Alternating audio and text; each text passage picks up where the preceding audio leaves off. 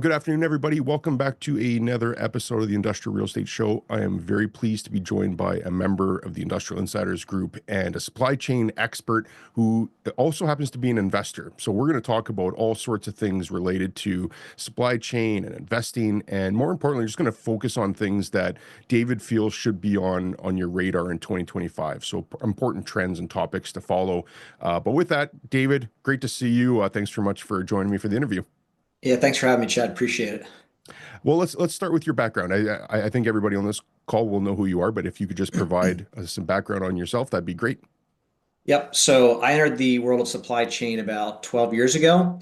I started at a company called C.H. Robinson, and I'm not sure if they do this today, but they had like a rotational program. So for the first 6 months, I started out very simple. I was a freight broker, fielding calls from carriers, negotiating rates on lanes, conducting RFPs for clients, and putting pricing together. And then after that 6 months, they moved me over to the account management side. And that's where I really got some excellent exposure to different businesses and different verticals, what they were looking to accomplish. So things like full transportation outsources, KPI development, vendor management, and I'll go into a little more vendor management, but at a very high level, some of these companies or these manufacturers that have, raw materials coming in from so many different, suppliers, how they get a hold of that, how they make sense of that, and then also conducting RFPs on their behalf for truckload cycles, and then also LTL. So did that for about another 6 months. They decided to hire me for that. And I was there for about 5.5 years and just a really great opportunity. And then I moved over to a small freight forwarder for about 8 months doing similar work. And then after that, I came over to the shipper side and I worked for a global food ingredient manufacturer called Parados Corporation and really just had a wonderful time there. I got to build something from the ground up. So when I came there, their transportation, I guess how I want to say is was very decentralized, not necessarily using the best practices again through no fault of their own, and kind of came and ultimately decided to make some changes. We outsourced it, got them set up on EDI. Same thing where we developed KPIs, vendor management, all of that, and really got their transportation in a place where they could make sense of it, the C-level suite. They could understand their costs, where the trends were going, what sort of adjustments they had to make, particularly during COVID, which was tough for everyone, right? And then so after I left Parados, I'm on my own now. I'm doing some consulting work, freelance work. And so just trying to really work with the small businesses that, they're trying to make sense of their transportation. What can they do to get better? How can they kind of be ahead of the curve for some of these disruptions that we've seen in the past years? So that's really my background. That's what I enjoy doing. Yeah, and you also put out a fantastic newsletter, which we'll put a link to how people can subscribe to Great. that Yeah. later. Thank you. But great information.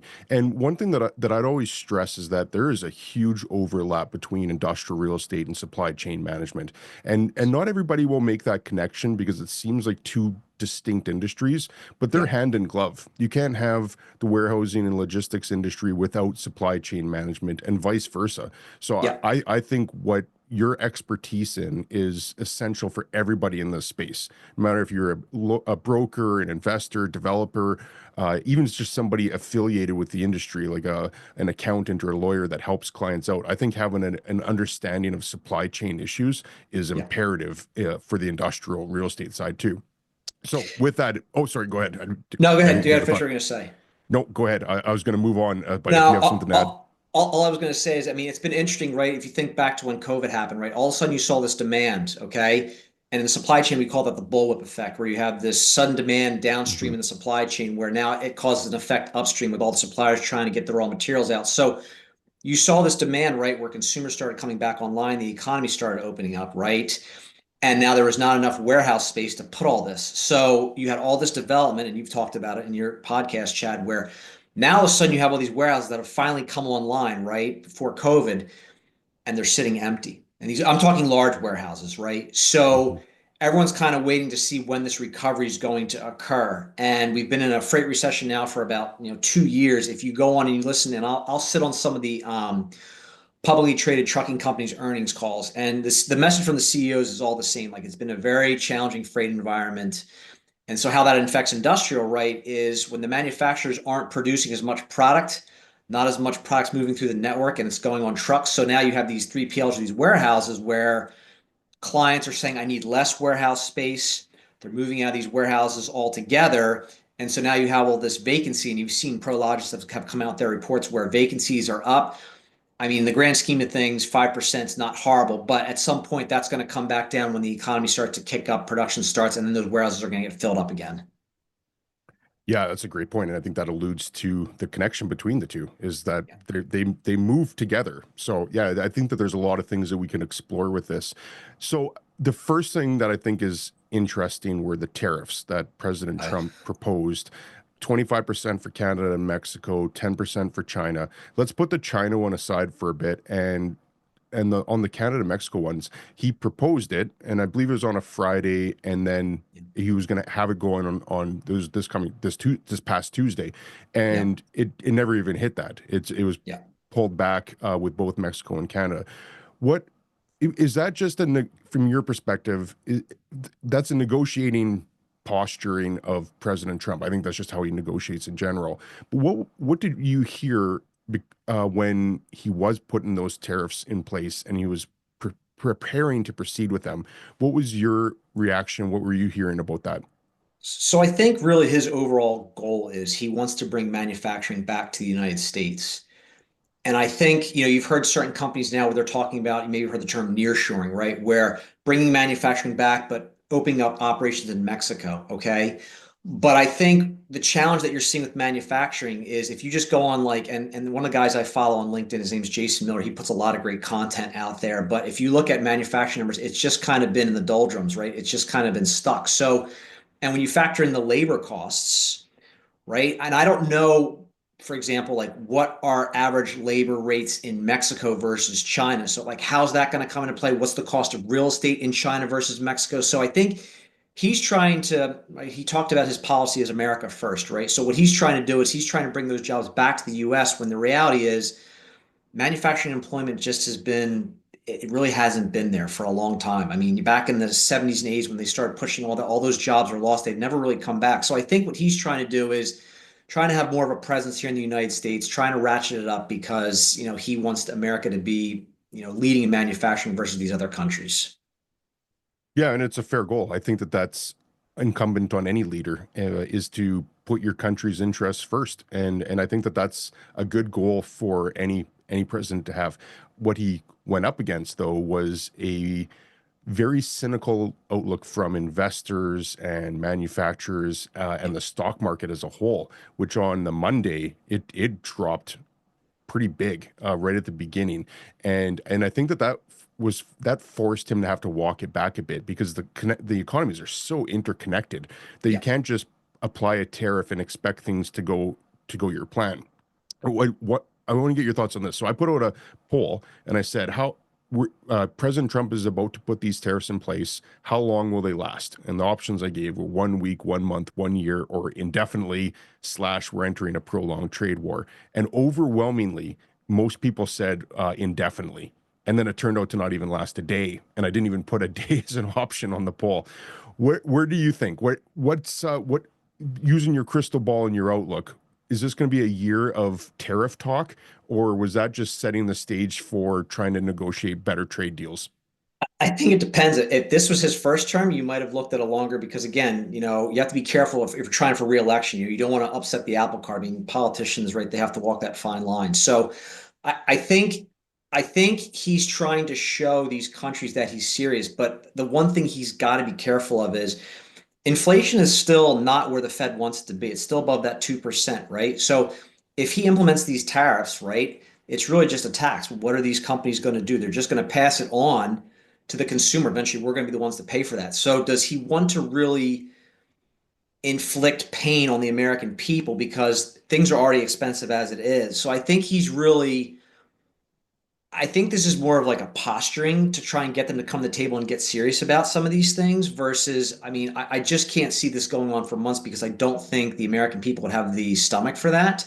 I don't think business leaders would have the stomach for that because if consumers all of a sudden they can't afford these things and inventory is starting to pile up on the shelves, well, companies have to carry that inventory that's carrying costs, eats in their profits.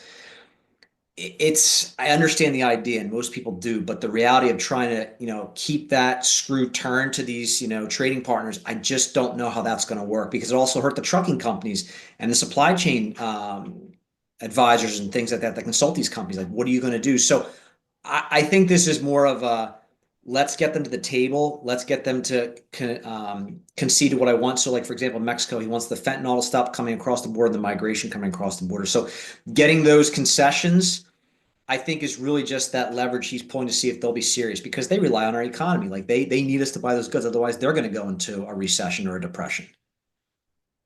Yeah, and that point that you made earlier is so true in my mind. Is if by putting tariffs in place, it's inflationary by nature. So if the feds really are trying to bring down inflation so that in theory we could start lowering interest rates, that'll be completely curtailed if there is a tariff war. And what I think a lot of people fail to recognize is that the overnight interest rate or the Fed rate really only moves short-term interest rates. The Yeah. the long-term interest rates are basically driven by supply and demand of the bond market and 10-year Yes. treasuries.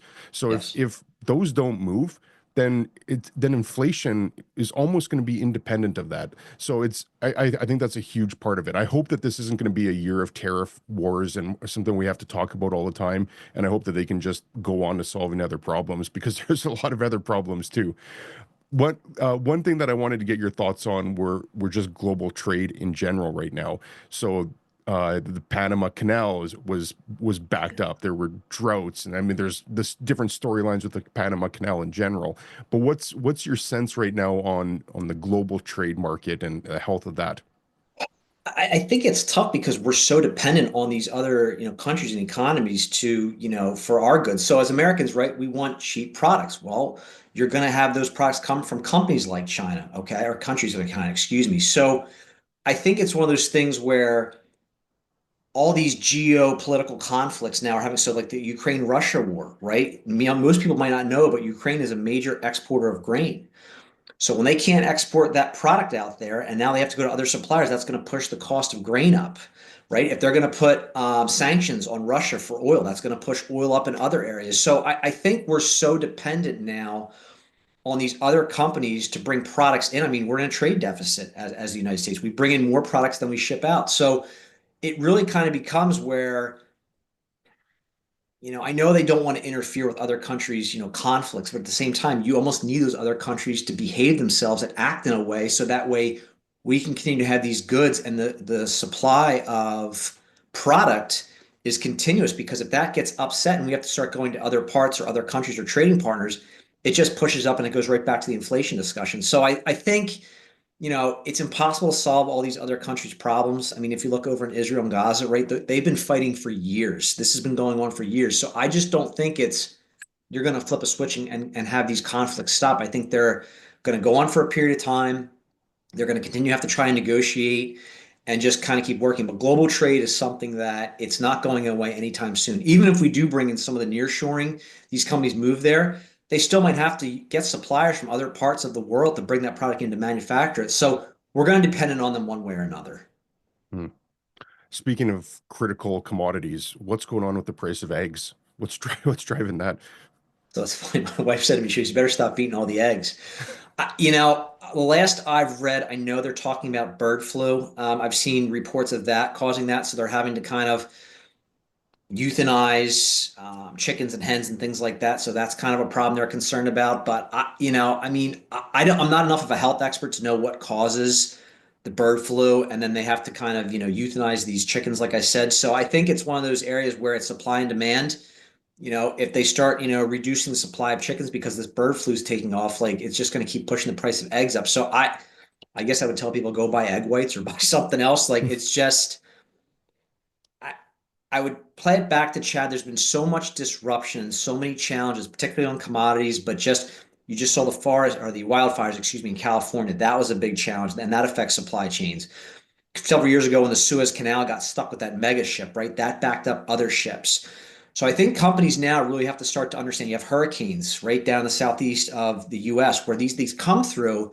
They cause damage and destruction. Excuse me, these companies have to figure out like how are they going to keep businesses running and have these contingencies in place to keep the bit. So it really, Chad, I think business have to be more vigilant. They have to look at more risk management. Do they want to carry more inventory over here? again, there's going to be a trade-off because now you're going to have to pay more for that inventory to sit in a warehouse that might not move. But again, you're hedging on disruption. So it's supply chain is very difficult. It's becoming more complex. More and more companies now are investing in AI to kind of help them make these decisions. But it's definitely a need that companies need to be on top of because without it, right, they're just kind of flying blind. So how does a company go and determine their strategy?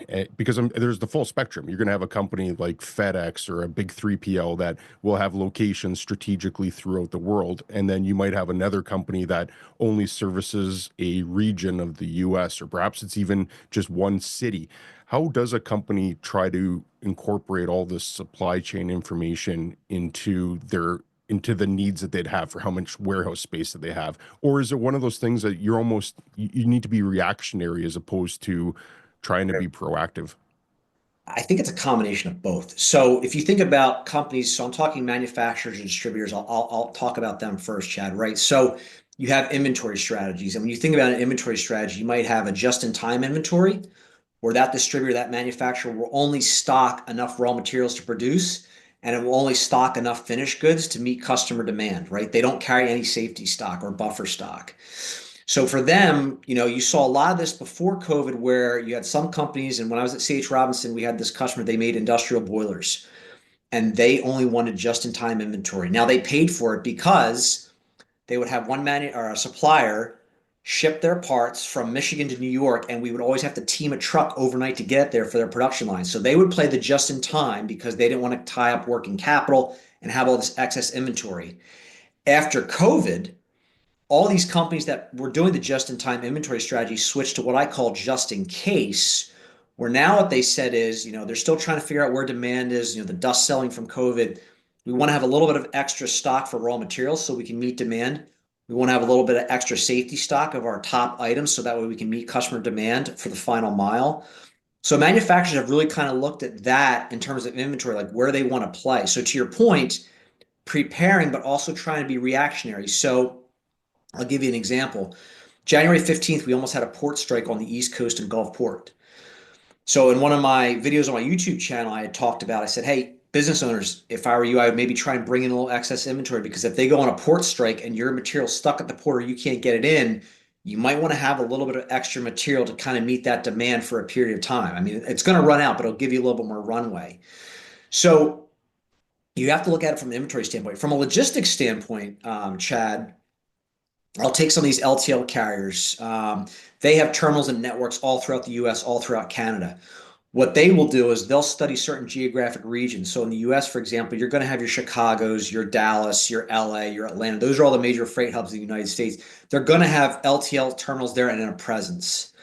But if they're delivering product to like rural areas, like let's say somewhere North Dakota, instead of investing in the infrastructure and having these terminals, they'll partner with regional carriers, local mom and pop carriers to make those final mile deliveries. So instead of investing that money in a distribution center and LTL terminal, they'll partner with them. So they really have to be strategic about where they want to have a presence, where they want to own their terminals. And so they'll kind of look at that cost analysis to see what makes sense. That's very well explained, and I'd like to dig a bit deeper and actually go even a higher view, just to Sure. get you to explain some of those terms, because I'm sure a lot of people listening will be familiar with it, but I'm sure there's also people that aren't familiar with it. So we've talked 3PL, we've talked LTL. Can you break down and describe what those actually are versus like a company like Walmart that might have their own supply chain from start to finish? Yeah. So a 3PL it stands for third party logistics company. All they simply are, Chad, they're brokers, right? So when you heard me talk about when I was at CH Robinson, I was a freight broker. All I'm doing is I'm connecting a shipper and a carrier together to move a load, right? So that's what 3PLs use. You also have 3PLs in terms of warehouse operators, where maybe you own a warehouse, Chad, and a third party warehouse operator comes to you and says, we want to lease this warehouse from you. So you own the building, they operate the warehouse, they have their clients, you collect rent, and they bill their clients. So they're again, they're kind of a broker, right? They're bringing the parties together. When you think about LTL carrier, all that stands for is less than a load. So you have your truckload carriers, JB Hunt, Schneider's, they're filling up those 53-foot trailers with product. LTL carriers are doing the same thing, but what they're doing is they're not using one shipper to fill that trailer up. They're using maybe 20 or 25 different shippers to fill that trailer up, and then it's moving throughout their network to deliver to their customers. Does that kind of answer the question? Yeah, it does. And I think it's important for people to note how prevalent these companies are. Like they occupy a considerable amount of warehouse space Oh yeah. across the world. Like that's one thing that new people in the industry always are curious about is who's leasing all this warehouse space. You hear that there's billions of square feet of industrial space. Well, look, who's leasing it all? 3PLs and LTLs lease a considerable amount of it. So having them on your radar and understanding their pain points right now and what they're looking for is a pretty good opportunity for anybody in the industry. When you're considering what a 3PL, or let's even just assume that any logistics company, what do you think that they're looking for in a warehouse?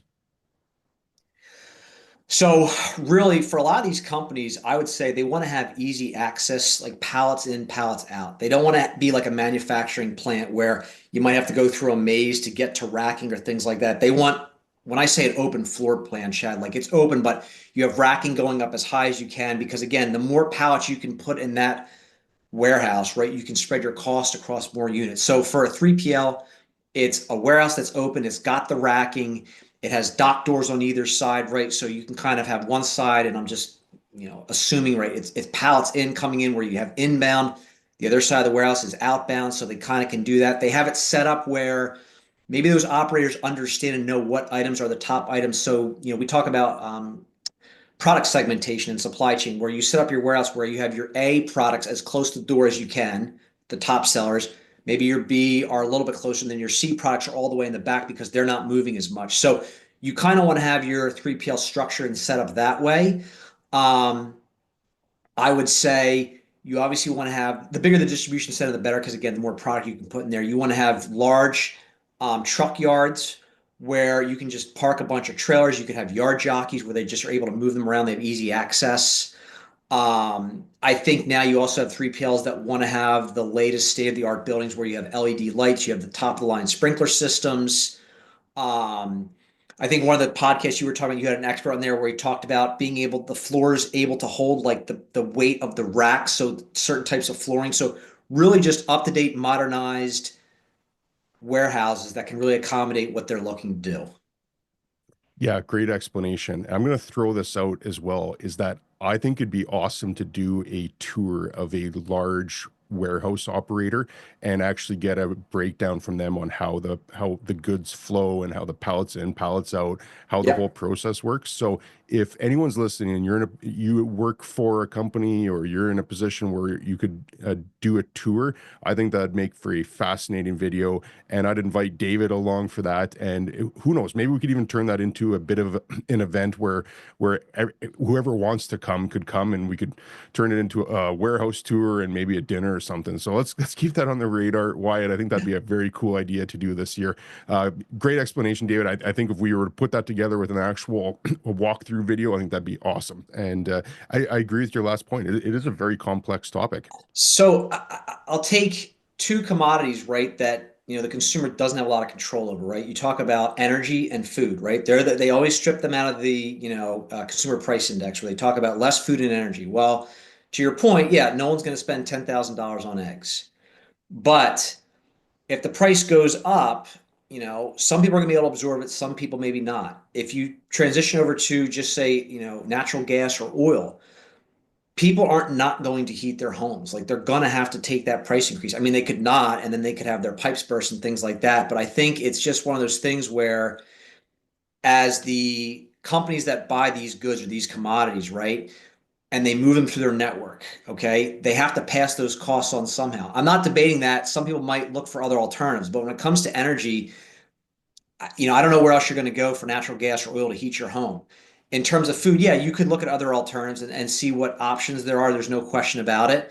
But I think that, it's really going to come down to how much pain can people handle, how much noise is it going to create in the political environment, how much risk is going to be to politicians that aren't going to get reelected, and then are they going to basically say the wind's changing direction, we need to do something about this. I think that's kind of how I look at the tariffs, because again, in the end, it's just a tax, and they have to pass it on to someone. So how much leeway are they willing to give, and how much pain are they willing to accept before they kind of say we can't do this anymore? That's just my take on it.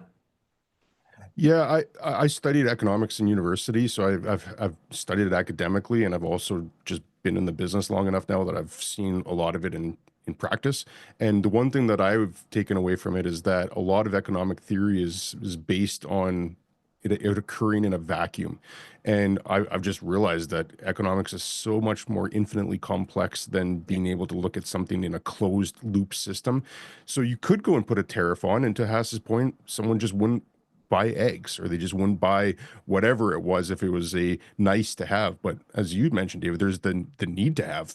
yeah, And I think that extends even beyond energy, which is the biggest one in my mind. I completely agree with that. But even just a car. So if somebody needs to drive and they've had a car that's beyond repair and they wanted to go buy a new one, there's so much cross-border transactions that happen with yeah. manufacturing of a car that now all of a sudden you're just adding more cost to it. And I think the best way that I've heard it described is that a tariff is a consumption tax. So Mhm. to your point, Has, and I think that's kind of explains it all in my mind, anyways, is that it's a tax if you're buying something. If you don't buy it, then you're right. It probably isn't a tax. But if you need power, you need gas, and you need all these utilities to your house, and you need to buy a car, all of a sudden that consumption tax is the direct result of the tariffs.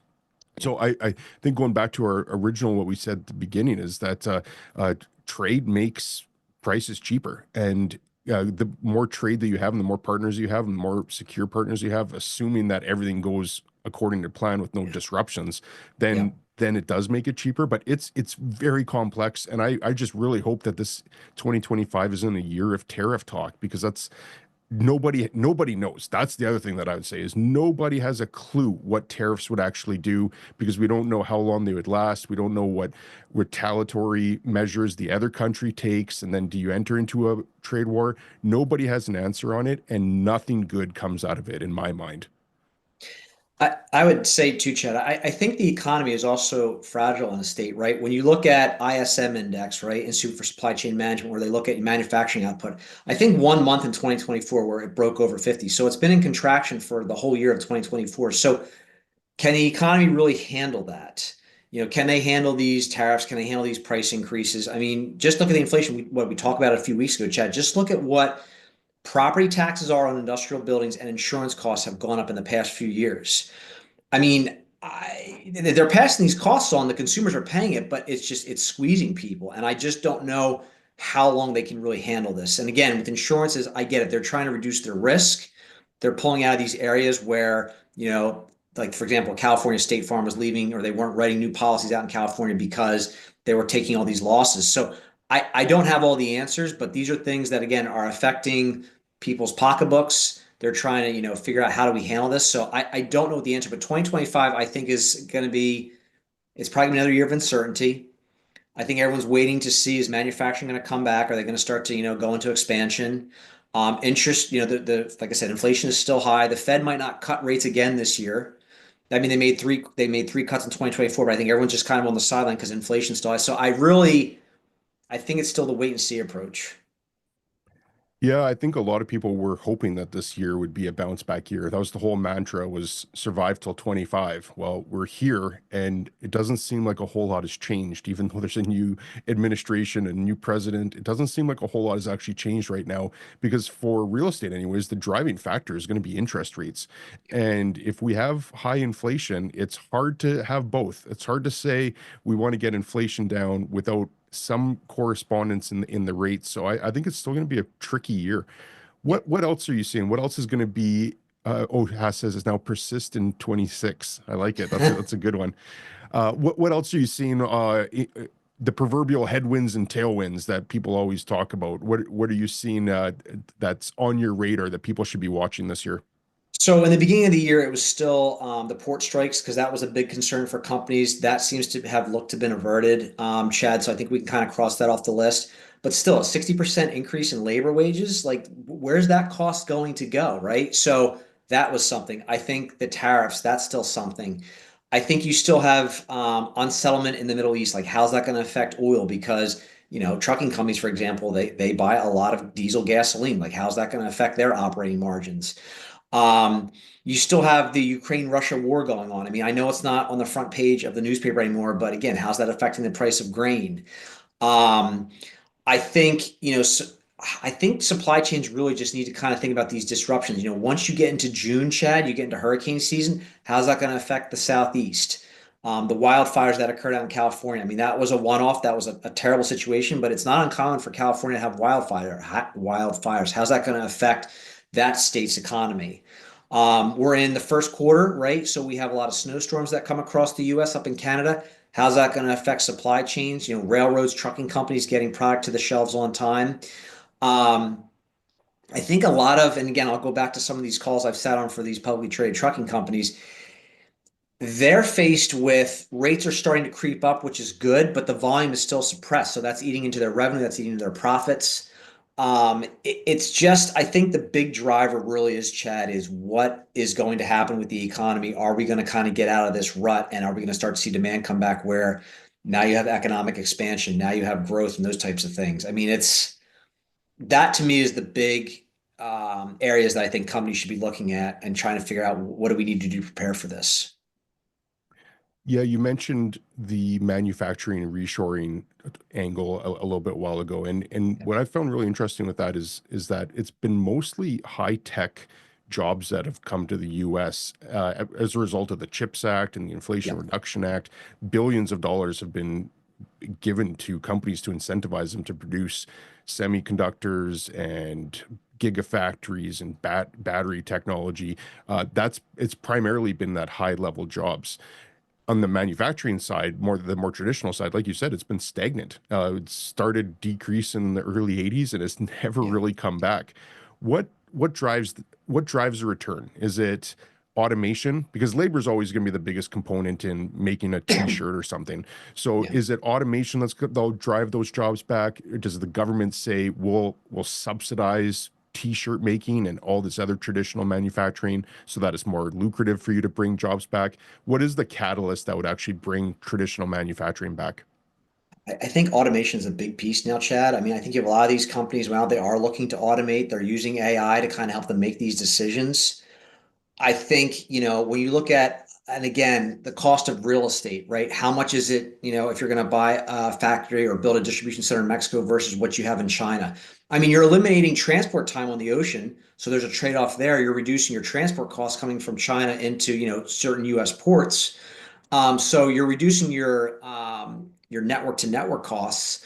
But I think, Chad, it's also what can you really pay manufacturer workers that is a competitive price that won't price you out of the market for the product you're trying to sell?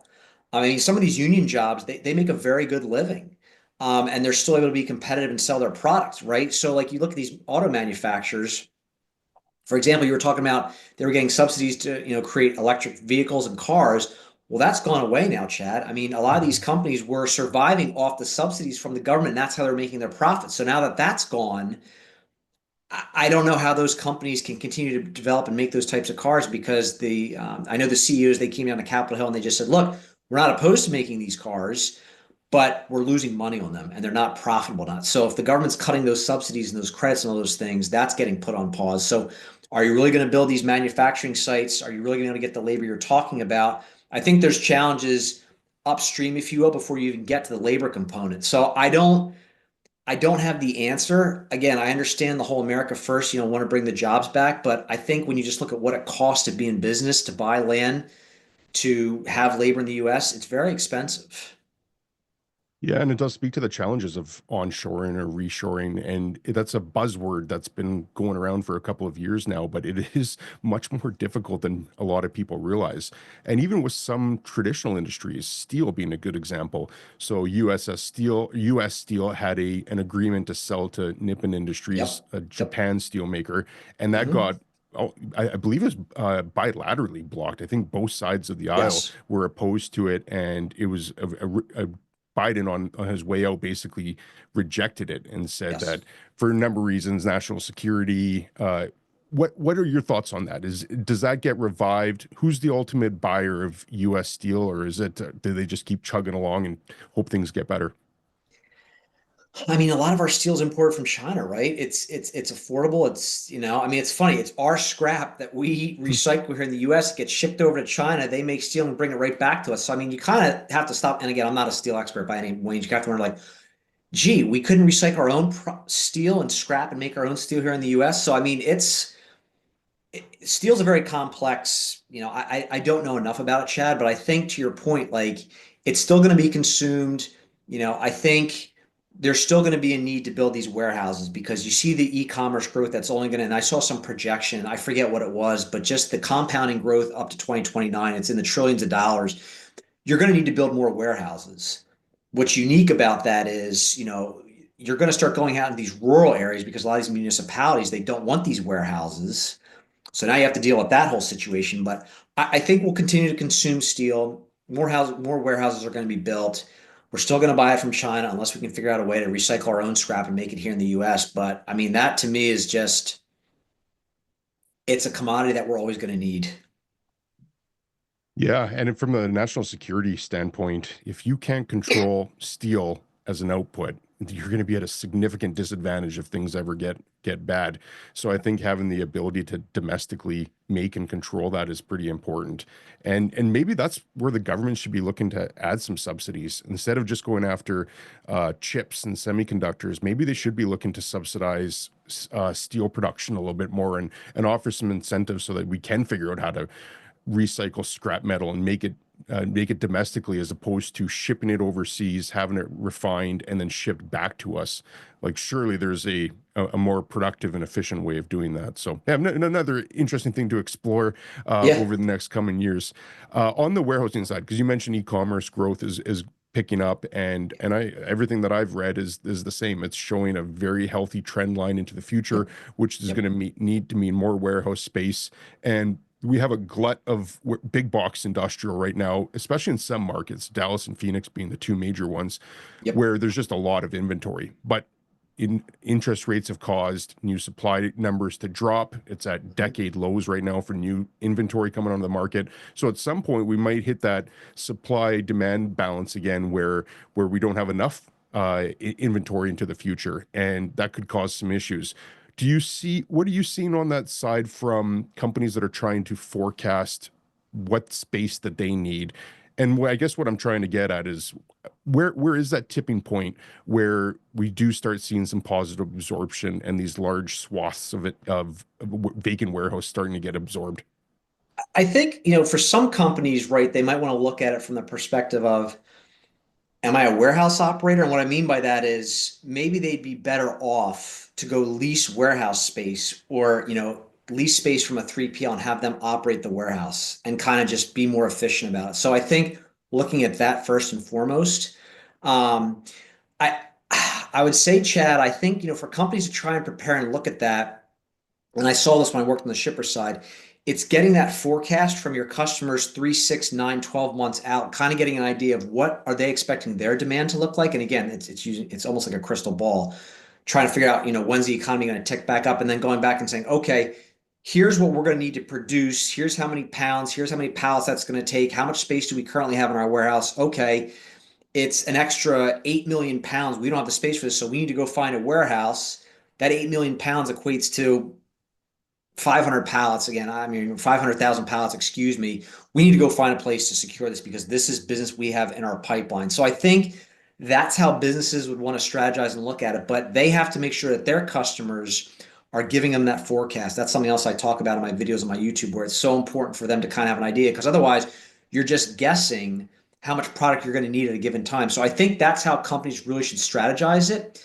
But to my point earlier, hey, we have warehouse space. Does it make more sense for us just to stock raw materials for production and push our product out to a 3PL and lease it? Or do we keep it in house and really kind of figure out how to manage a warehouse effectively and keep our costs down? Does that make sense? It's interesting. I don't know if you heard the news of what happened north of the border in Quebec, where Amazon warehouse employees voted to unionize. Mm-hmm. And what Amazon did is they said, we're just shutting it all down. So they basically I shouldn't laugh because there's a lot of people that are out of a job, but it's almost one of those things where they voted for something that ended up costing them much more than just a pay increase that they were after. Yes. And what Amazon is looking to do now is basically just outsource it all to 3PLs. Where is that cutoff line? And maybe that's an impossible question to ask, but where is that line where companies decide that they're either going to try and do it their own, so they're going to go out and lease a 200,000 square foot warehouse, or they are just going to go through 3PLs? So I guess the way I would look at it, Chad, right, is if I were talking to a company, I'd say, all right, what are all your costs? Like, what's the cost to insure this building? What's your labor cost? What's, your taxes, all this, and kind of figure out, okay, here's what it costs to operate this building on an annual basis, divide it by 12. Okay, how many pallets do you have in here? And kind of break that out across all the units you have in your building and say, this is what it costs for me to store one pallet in my building. Then go to a 3PL and say, what do you charge for a pallet? And then kind of that's where you start to maybe look at your cost basis and say, well, gee, it's cheaper at the 3PL, or no, you know what? It's a lot cheaper for me to house this product in here. Maybe I'll keep my own warehouse. Now, there are costs associated with carrying the inventory longer and into your working capital. But that's kind of where I would start, is take all those costs into consideration, figure out what it costs per pallet to store in a certain building, and then compare it to a 3PL. But the other thing you have to consider too, Chad, is where's your geographic footprint? I mean, you know this, right? Certain warehousing costs are going to be more if you're, let's say you're in Chicago versus if you're in, Tuscaloosa, Alabama, right? I'm just making up places. So wherever your warehouse footprint is, you're looking at, hey, if I'm in the same region, what would it cost me to put in a 3PL versus if I house it here? Or maybe I have a strong customer base out here. Instead of shipping it here, my cost to ship to these customers is X. What if I move it into this warehouse? Now I've reduced my final mile. I have a shorter final mile. So there's all those. It's not an easy, I guess what I'm saying, it's not an easy question to answer, but those are some of the factors you would take into consideration in that analysis. I know that there's going to be a pretty big range there, but I've never actually thought of breaking that down as a price per pallet. But like a market like Tennessee is going to be a third of the cost of having it on somewhere in New Jersey. But is there a range that you've seen on what that price per pallet is for a company to go in and lease space? I think it depends. I mean, I would say you might be looking at anywhere pre-COVID, maybe 20 to 50 bucks. Post-COVID, maybe you're at like 50 to $100. I mean, it really just Mm. depends. It might depend, if you can get your product in racks and you're taking up less floor space, it might be cheaper. But if you're taking up a lot of floor space in a warehouse, that's going to drive your price up. So there's certain characteristics. Is it temperature control? Mm. Right? Are those are the sorts of things that you have to take into consideration in your analysis to really understand where you're going to be. But I would tell you that, yes, it's different by market, but I'd say maybe conservatively 70, 50 to 100 bucks, maybe more. It just depends how in demand that warehouse is, how close it is to a certain geographical market, and kind of go from there. Yeah, that makes sense. Oh, I see has another one. He sees a lot of 3PLs subleasing spaces to other 3PLs. How does that all work? That's a great question. So I have never seen that. I'm not saying it doesn't exist, but I mean, typically what I've seen is like we'll use Chad's example. Chad owns a warehouse. A 3PL comes to you and says, "Hey, I want to lease this space," and they just do their thing. Maybe they're subleasing. Maybe that 3PL all of a sudden now has had their customers scale back because they don't have as much demand. So now they have maybe 10 or 20 or 30,000 square feet they don't need. So then maybe they go back and negotiate with their property owner and say, "Can we sublease this?" And they say, "Yeah, that's fine." So there certainly could be some of that. I think you've certainly seen many 3PLs restructure their leases negotiations with demand falling off after COVID. So I'm not saying it's not happening. I haven't seen it, but it wouldn't surprise me.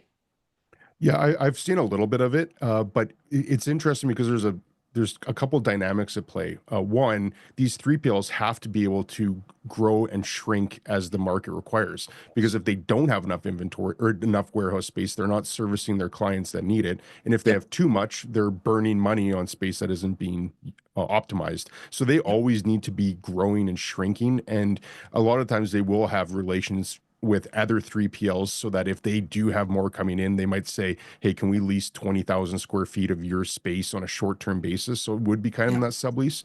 But on the other hand, it's a competitive advantage to say to that company, no, no, we're not giving you any of our space because now Right. you're going to be pinched from the spot that you can't satisfy your client. So it's Yeah. still very competitive, but I suspect in the circumstances where there's companies that just get along with each other, and maybe they have an agreement, a loose agreement in place where that if one is growing and there's surplus space, then they can negotiate back and forth. But yeah, that'll be a really interesting thing to follow because I think 3PLs are going to keep growing as well, and Oh that yeah. they will be big drivers of the market.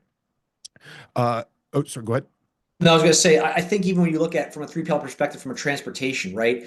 A lot of these 3PLs exist because shippers recognize that it's not their core competency. So what they're doing is they're leveraging the 3PL's technology, their expertise to go out and conduct these RFPs to manage their transportation so they can focus on their core competency and do things of that nature. But I would say on the warehousing side, Chad, you just have some 3PLs that it's their niche, it's their focus. All they do is operate warehouses. So it almost makes sense in these cases that a lot of these companies now are starting to analyze and understand, hey, maybe I should outsource this, maybe I should put this because now I have the ability to flex. I can Mhm. decrease inventory, I can increase inventory based on business needs. And so I think that to your point, it's only going to grow the need for warehouses. And I think 3PLs will grow with that need because they'll just be better operators and they can add value. Yeah, it speaks to Haas's point, persist to 26, because at some point the new inventory of warehousing just hit a wall, and there's a lot there, but there's not much new coming on. So I Yeah. agree with you for all the reasons of e-commerce and 3PL growth and just general economic growth. At some point it will rebalance, but there just could be a little bit of discomfort in the meantime. Yep. Uh, just wrapping up, and I do want to just talk about your YouTube channel and your newsletter at the end, but before we get to that, what are you following this year? What do you think is going to be the major storyline of 2025? I think it's the tariffs we talked about. And I think it's really a lot of these transportation companies are preparing for the upswing. So you talked about this probably a while ago, but when Yellow went out of business, right? All those LTL terminals, they've gotten bought up. So a lot of these companies are preparing for the upswing. They've got the real estate, they've got the capacity to have that influx. Even JB Hunt, I read an article where they have like 30,000 intermodal containers ready to go. So they're Mm. investing now. Again, it's a lot of money to put out. It's a lot of capital they're allocating for these projects. But I think it's just, everyone's waiting to see what the administration does because, for the longest time it was, well, let's get the election past us and then the dust will settle. Well, now the administration's in. Now they're putting forth their policy and their agenda. And I think everyone's still, it's a, you can say you want to do something, but it doesn't happen overnight. Like we talked about the nearshoring, like these companies aren't just going to, put up a warehouse in a day and start shipping from out of Mexico. So I think it's giving the new administration 6 to 12 months.